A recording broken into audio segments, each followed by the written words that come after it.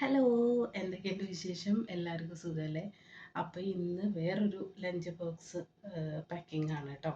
അപ്പോൾ ഞാൻ ചോറ് ഓൾറെഡി ഞാൻ ആക്കി വെച്ചു. അത് എണീച്ചപ്പോൾ തന്നെ വേഗം എന്താ പറയുക, കുക്കറിലാണല്ലോ ഇടുന്നത്. അപ്പോൾ അത് വേഗം ഇങ്ങനെ ആക്കി വെച്ചിട്ടുണ്ട് കേട്ടോ. പിന്നെ നമുക്ക് മീൻകറി ഉണ്ടാക്കണം, ബീട്രൂട്ട് ഉപ്പേരി ഉണ്ടാക്കാമെന്ന് വിചാരിക്കുന്നു. പിന്നെ ഇന്നലത്തെ കുറച്ച് ഉപ്പേരിയൊക്കെ ഉണ്ട് കേട്ടോ ഇരിക്കുന്നത്. പിന്നെ പപ്പടം വേണമെങ്കിൽ കച്ചം നോക്കട്ടെ. അപ്പോൾ അങ്ങനെ അപ്പോൾ എന്താ പറയുക, അതിൻ്റെ ഒരു പാക്കിംഗ് വീഡിയോ. അപ്പോൾ എല്ലാവരും എൻ്റെ ചാനൽ ലൈക്ക് ചെയ്യുക, ഷെയർ ചെയ്യുക, കമൻറ്റ് ചെയ്യുക, സബ്സ്ക്രൈബ് ചെയ്യുക. ഓക്കെ. അപ്പോൾ ഞാൻ ഇങ്ങനത്തെ ഈ മട്ട റൈസാണ് കേട്ടോ യൂസ് ചെയ്യുന്നത്. അപ്പോൾ ഞാനിങ്ങനെ രണ്ട് സൈഡിലായിട്ട് ഇങ്ങനെ ക്ലിപ്പ് ഇട്ടിട്ടാണ് ഞാനിത് വാർക്കാൻ വയ്ക്കാം. നിങ്ങളൊക്കെ എന്തൊക്കെയാ പറയുക? വാർക്കാൻ വയ്ക്കുക തന്നെയാണ് പറയുക. വെള്ളം പോകാൻ വയ്ക്കുക അങ്ങനെയൊക്കെ പറയൂലേ? അതന്നെ സംഭവം. നിങ്ങളൊക്കെ എന്തൊക്കെയാ പറയാനൊന്ന് കമൻറ്റ് ചെയ്യുമോ? അപ്പോൾ ബീട്രൂട്ടാണ് നമ്മൾ ഉപ്പേരി വെക്കാനായിട്ട് ഉണ്ടായിരുന്നത്. അപ്പോൾ അതിങ്ങനെ കുനുകുനായിട്ട് നമ്മൾ അരിഞ്ഞെടുത്തു കേട്ടോ. അപ്പോൾ അതിൻ്റെ ഇടയിൽ നൈസായിട്ട് ഞാൻ കുറച്ച് ചുണ്ടമ്മയും തേച്ചു. ഉപ്പേരി വെക്കാനുള്ളതല്ല, അതിൻ്റെ തൊലി ഇട്ടാ.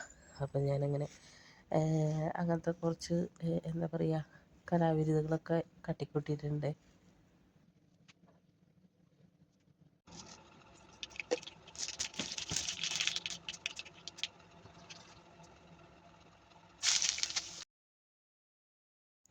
ഇനിയിപ്പോൾ നമുക്ക് ഉപ്പേരി കാച്ചാം. അപ്പോൾ ആദ്യം വെളിച്ചെണ്ണ ഒഴിച്ച് കൊടുത്ത് കടുക് പൊട്ടിച്ചു. ഇതിപ്പോൾ സബോളയാണ് കേട്ടോ എടുത്തുള്ളത്, എളുപ്പപ്പണിക്ക് വേണ്ടിയിട്ടാണ്. പിന്നെ കറിവേപ്പില, പിന്നെ കുറച്ച് വെളുത്തുള്ളി, അങ്ങനെയാണ് ഇട്ടെടുത്തിട്ടുള്ളത്. പിന്നെ മഞ്ഞൾപ്പൊടി, ഉപ്പ്, കുറച്ച് മുളക് പൊടിയൊക്കെ ആയിട്ട് ഇട്ട് കൊടുത്തു. പിന്നെ നാളികേരം അവസാനം അതൊന്ന് വെന്ത് കഴിഞ്ഞപ്പോൾ ഇട്ടു.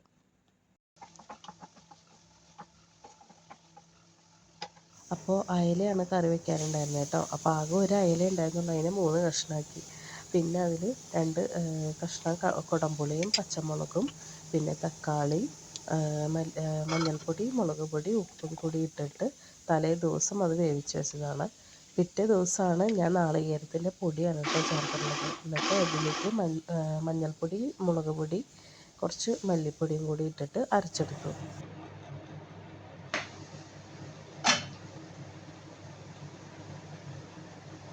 അപ്പോൾ ബീട്രൂട്ട് വെന്ത് കഴിഞ്ഞപ്പോൾ അതിലേക്ക് ആവശ്യത്തിനുള്ള നാളികേരം ചിരവിയിട്ട് ഇട്ടെടുത്തതാണ്.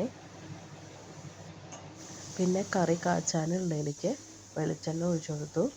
അതിന് ശേഷം ചെറിയ ഉള്ളി ചെറുതായിട്ട് ഇങ്ങനെ അരിഞ്ഞതും അതുപോലെ ഇഞ്ചിയും കൂടി ഇട്ട് കൊടുത്തു. അതൊന്ന് മൂത്ത് വന്നപ്പോൾ കുറച്ച് മുളക് പൊടിയും കൂടിയിട്ടാണ് ഇട്ട് കൊടുത്തിട്ടുള്ളത്.